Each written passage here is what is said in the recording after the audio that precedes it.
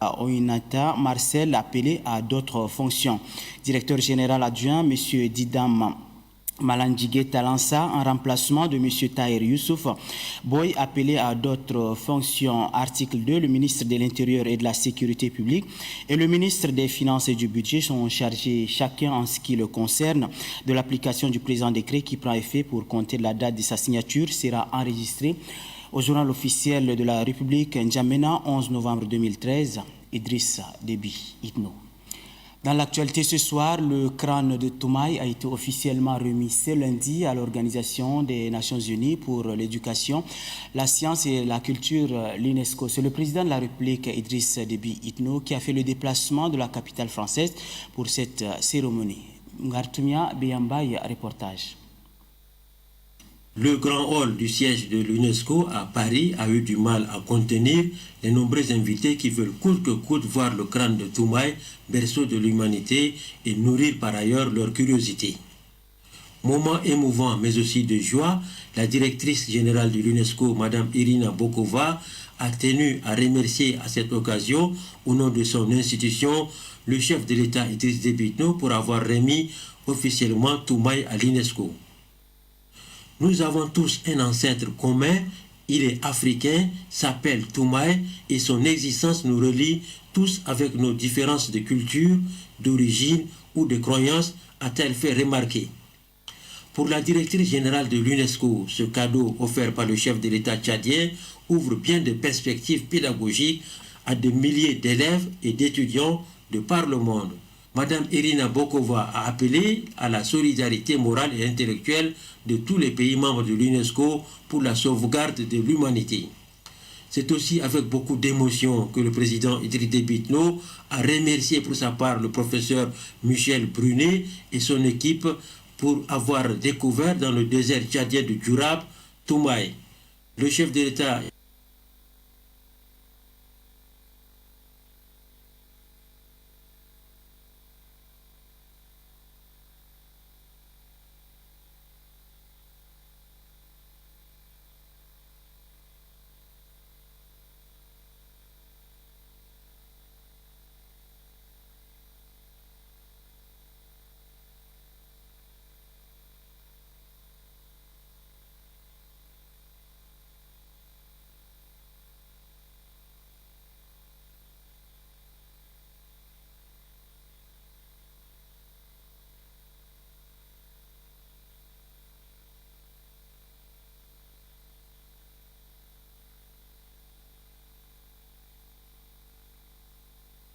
au Sahel et dans l'ensemble de l'Afrique. Dans son intervention, le président de la République, Idriss Déby Itno, a salué les nobles objectifs de l'UNESCO dans le cadre de l'éducation pour tous après la période 2015 en vue d'atteindre les objectifs du millénaire pour le développement. Parlant de l'éducation dans son pays, le chef de l'État a souligné que ce secteur constitue une priorité du gouvernement à l'ère de la renaissance de la nation tchadienne. Notre présence à ces assises témoigne de l'intérêt que porte notre pays à l'UNESCO et à ses nobles objectifs.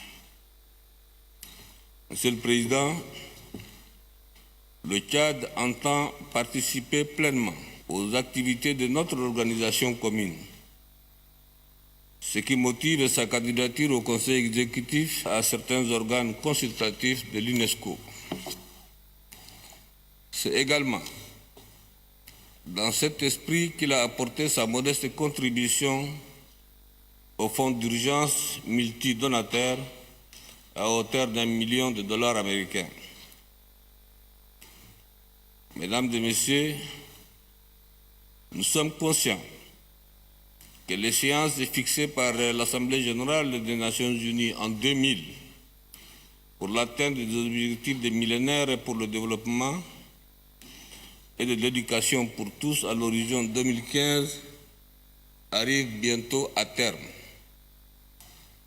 Si des progrès importants ont été enregistrés dans certains pays, ce n'est pas le cas dans d'autres qui, malheureusement, ne seront pas en mesure d'atteindre ces objectifs en raison d'un déficit de financement pour ce qui est des objectifs relevant des domaines de compétences de l'UNESCO. En ce qui concerne le Tchad, nous avons prescrit dans les actions du gouvernement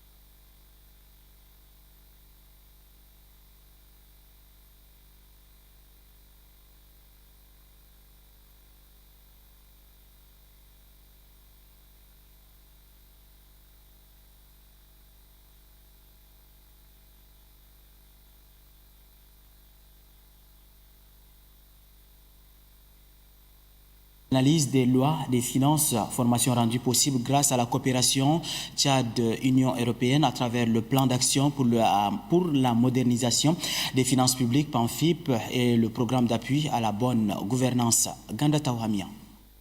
À quelques semaines de la clôture de la session budgétaire, l'Assemblée nationale fait acquérir les députés, membres de la commission finances, budget et comptabilité publique, le mécanisme de l'analyse des lois de finances. Les élus du peuple, membres de cette importante commission mise en place par la Constitution pour assurer le contrôle et l'exécution des lois des finances, et les conseillers de la Chambre des comptes de la Cour suprême passeront en revue au cours de cette formation le contenu de toutes les lois des finances prévues par la loi organique du 11 mai 1962. La session de formation qui commence aujourd'hui sur le thème « Analyse des lois des finances » s'inscrit dans le processus global de réforme des finances publiques enclenché dès 2007.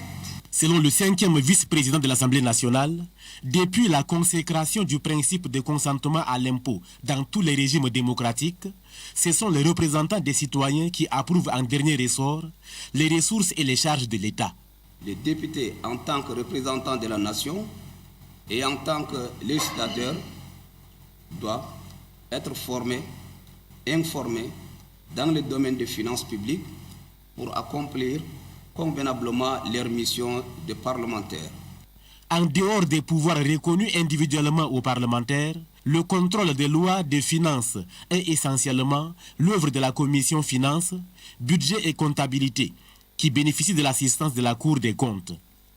Cette session permettra de mieux outiller les députés au cours de l'examen du projet de budget de l'État pour l'exercice 2014. En mission dans la partie septentrionale du pays, le ministre des Infrastructures et des Transports a visité ce 11 novembre le chantier de construction de l'hôpital de la mère et de l'enfant et le marché moderne de la ville d'Abéché dans la région du Ouadaï. Le ministre Adoum Younusmi est allé constater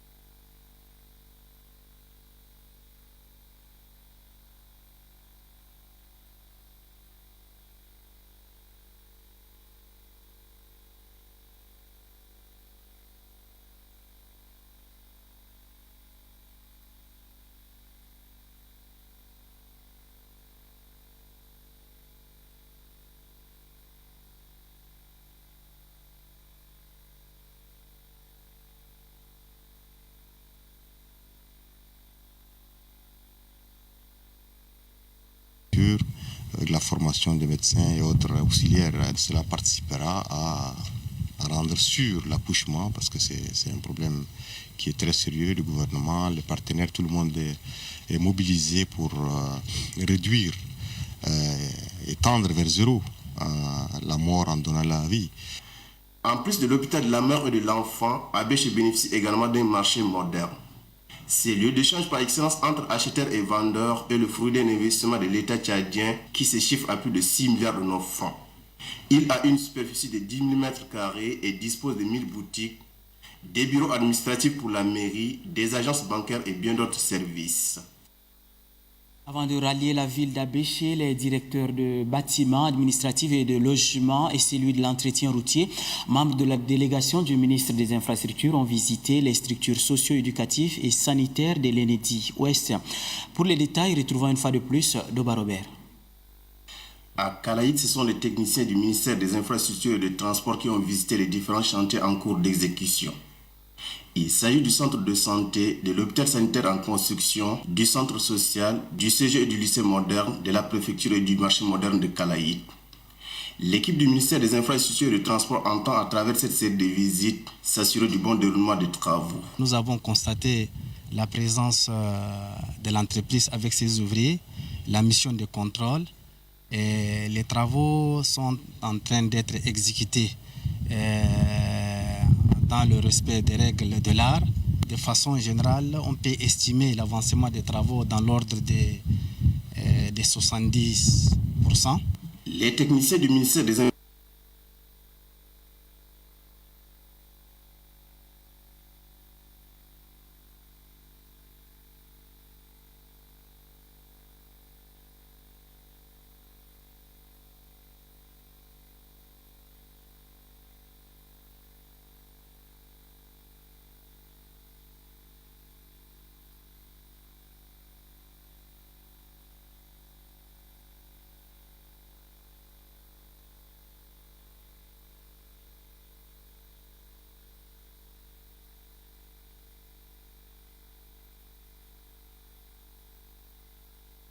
des télécommunications sur les nouvelles technologies de l'information et de la communication. Que peut-on dire, que peut-on déjà retenir de cette rencontre? Suivez plutôt les explications du directeur des radiocommunications de l'ETRT.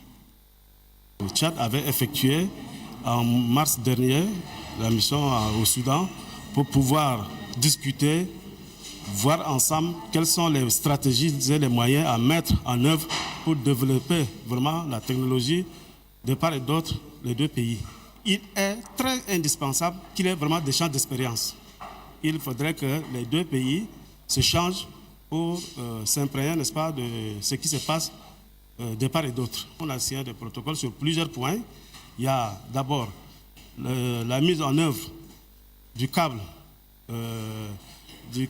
sous-marin, n'est-ce pas, la fibre optique à partir du Soudan jusqu'au Tchad.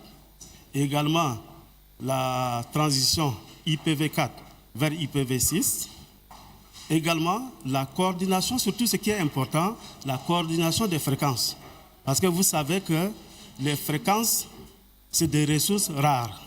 Et ces ressources rares, vraiment, demandent une gestion. Donc cette gestion, il faudrait que les deux pays s'accordent pour pouvoir limiter, n'est-ce pas, la propagation de ces zones, puisque les fréquences sont vraiment, ne connaissent ni la frontière ni le continent. Donc il faudrait que les deux pays mettent un mécanisme pour pouvoir limiter la propagation de ces zones, pour éviter le brouillage préjudiciable de ces rayonnements de part et d'autre. 23e édition de la fête de la liberté et de la démocratie, l'ONAJ.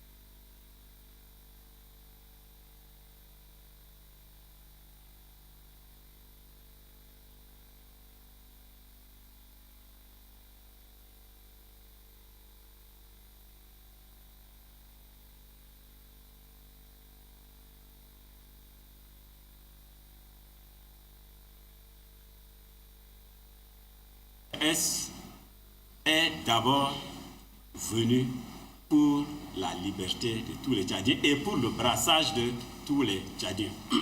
La fête se passe à Bangor, mais c'est une fête nationale où vous êtes appelés à accueillir tous les Tchadiens de toutes les cultures, de toutes les religions et de tous bords pour dire que le Tchad est un et uni. Après l'intervention du président du comité, Béo Malo Adrien, quelques militants ont posé des questions d'éclaircissement aux membres de la délégation. Mohamed Ali Abdallah Nassour, secrétaire général adjoint du bureau politique national, Paul Mbaïnodoum Gartelbay et Balzar Papi, membres du comité permanent des fondateurs, les présidents du comité régional d'organisation de la fête du 1er décembre, Launa Gong Raoul, et les députés Routoan Yoma Golom ont donné des réponses claires et précises. Il invite les militantes, militants et sympathisants du mouvement patriotique du salut de la région du Mayokebi-Est à impliquer toutes les couches socio-professionnelles à cette fête nationale du 1er décembre 2013 à Bongor. Dans le cadre de la restructuration des organes de base du mouvement patriotique du salut dans la capitale, une nouvelle équipe vient d'être installée dans le 4e arrondissement. Cette équipe est chargée de mobiliser les sympathisants pour les futures échéances électorales. Berengar, l'armée la guerre. Cet homme a passé 12 années à la tête de la direction du mouvement patriotique du salut du 4e arrondissement. Shaibo Timpicha et ses collaborateurs quittent le conseil avec beaucoup de fierté. Une fierté qui s'explique par l'ancrage et les multiples victoires du parti aux élections précédentes. Celui qui le remplace n'est pas non plus un novice. C'est un fin stratège politique jugé par ses camarades capable de supporter les charges du parti au 4e arrondissement. Haroun Ramat Hamad se réjouit de sa nomination et appelle ses camarades à la solidarité. Je profite de cette opportunité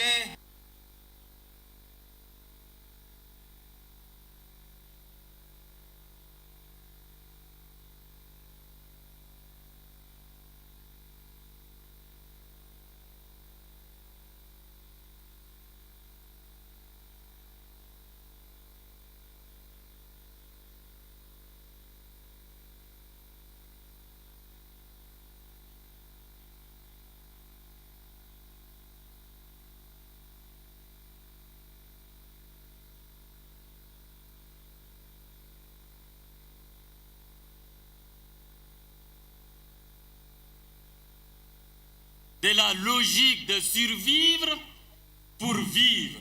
Le 4e arrondissement est considéré comme l'un des bastions du mouvement patriotique du salut dans la capitale. Une raison valable pour la nouvelle équipe qui se donne pour première tâche la restructuration des organes des quartiers et carrés de l'accomplir sans faille.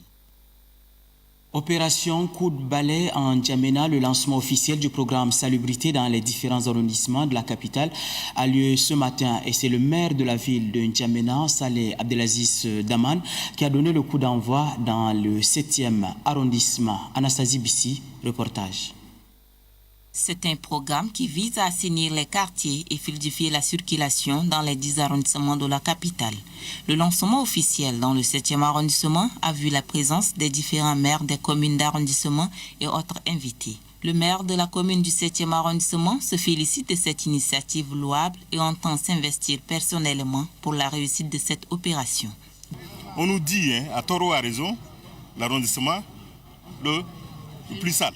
Voilà, c'est ça ce que les gens veulent. Nous, on ne veut plus, on continue à nous dire plus sale. Donc c'est comme ça, avec l'appui de tous les autres maires, ils ont amené le matériel qu'ils avaient eu avec l'appui de la mairie. Et voilà, ce matin, on se met donc à travailler.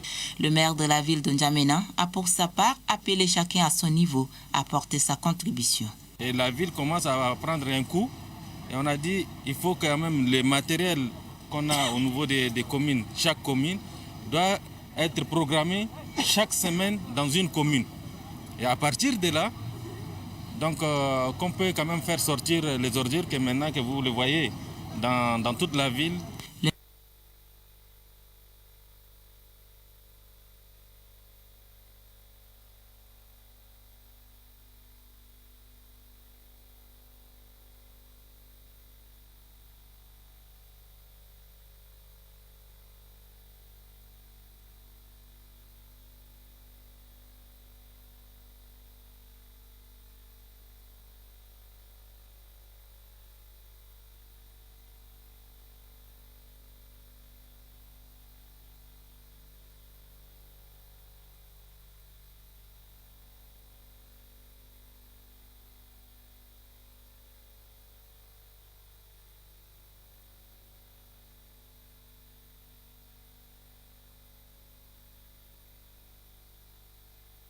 aquaculture. Pour les responsables de l'Institut universitaire de Sarre, la mise en place de cet institut renforce le système d'obtention des diplômes de l'enseignement supérieur et permet de développer les techniques de reproduction afin de répondre à la demande de l'offre. Une rencontre de validation des offres et maquette de formation de la filière pêche et aquaculture dans ce domaine vient de s'achever dans le chef-lieu de la région du Moyen-Chari. Pour la première fois au Tchad, une nouvelle institution relative au développement des ressources halieutiques est mise sur pied. Le Tchad, faut-il le rappeler, dispose d'un important potentiel piscicole à forte valeur marchande capable de contribuer au produit intérieur brut et lutter contre l'insécurité alimentaire et la pauvreté. Ali Mahamat Zouglou de poursuivre que c'est un processus qui permet aux instituts de l'enseignement supérieur d'atteindre les objectifs nobles fixés par les plus hautes autorités du pays. Le président de l'Association des jeunes tchadiens pour l'amour de la patrie et le développement social, en collaboration avec les photographes et caméramans du Tchad, a fait un point de presse. Jimé Abderrahim a annoncé ce matin la prochaine exposition photo sur les réalisations faites par le gouvernement. Un extrait de ce propos. Nous, Association des jeunes tchadiens pour l'amour de la patrie et le développement social, AJT-APDES, en tant qu'organisation de la société civile, avec la collaboration des photographes et caméramans du Tchad, avons conçu ces projets de grandes expositions photos et projections de films des réalisations du gouvernement dans le but d'informer, de sensibiliser, de mobiliser le public national et international sur la renaissance du Tchad. Ainsi donc, nous tenons à porter à la connaissance du public que cette grande exposition photo et projection de films sera présentée lors de la prochaine fête .